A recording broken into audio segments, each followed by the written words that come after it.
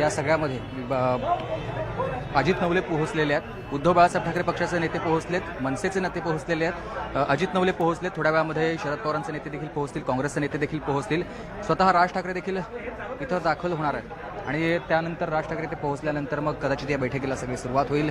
बैठक सुरू असतानाच सगळ्या नेत्यांशी चर्चा केली जाईल, निवेदनावर चर्चा केली जाईल, निवेदनावर चर्चा झाल्यानंतर मग निवेदनावर सह्या केल्या जातील आणि मग हे सगळे नेते मंत्रालयाकडे पोहोचणार आहेत। निवडणूक आयोगावरती शंका उपस्थित केली जाते, कारण मतनोंदणी ज्यावेळेला झाली ती बोगस मतनोंदणी झाली होती असं देखील विरोधकांचं म्हणणं आहे।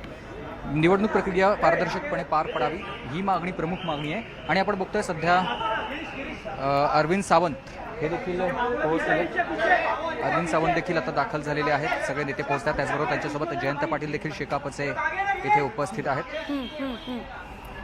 शेकापचे जयंत पाटील एका बाजूला सुमित आणि जयंत पाटील हे दाखल झालेले आहेत आणि आता राज ठाकरे यांचं देखील आगमन होईल। नेते सगळे दाखल व्हायला सुरुवात झालेली आहे। सुमित आपले शिवालय परिसरामध्येच उपस्थित आहेत आणि जसं सुमित सांगतायत की अनेक नेते आता उपस्थित व्हायला सुरुवात झालेली आहे। राज ठाकरे येतील आणि मग लगेच कदाचित या भेटीला सुरुवात होईल, बैठकीला सुरुवात होईल। चोक्कलिंगम यांच्या दालनामध्ये ते जातील आणि मग त्यांना निवेदन सादर केलं जाईल आणि त्याच्यावर चर्चा होईल असं कळतंय। निवडणूक प्रक्रिया पारदर्शकपणे पार पडावी असं या शिष्टमंडळाचं म्हणणं आहे आणि त्याकरता ही भेट होतीये।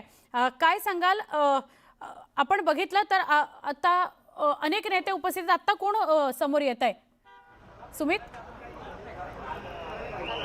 अरविंद सावंत आणि जयंत पाटील शेकापचे जे सरचिटणीस आहेत ते इथे पोहोचलेले आहेत आणि त्याआधी अजित नवले जे शेतकरी CPMचं देखील काम करतात, त्या व्यतिरिक्त शेतकऱ्यांसाठी देखील कायम ते लढा देत असतात, ते इथे पोहोचलेत।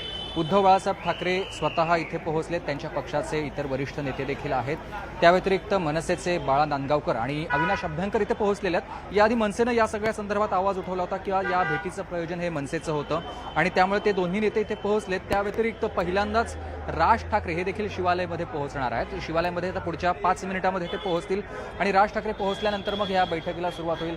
सगळ्या त्यांच्या ज्या काही प्रमुख मागण्या आहेत किंवा त्यांचं जे काही म्हणणं आहे त्या संदर्भातलं जे निवेदन तयार केलेलं आहे त्या निवेदनावर चर्चा केली जाईल।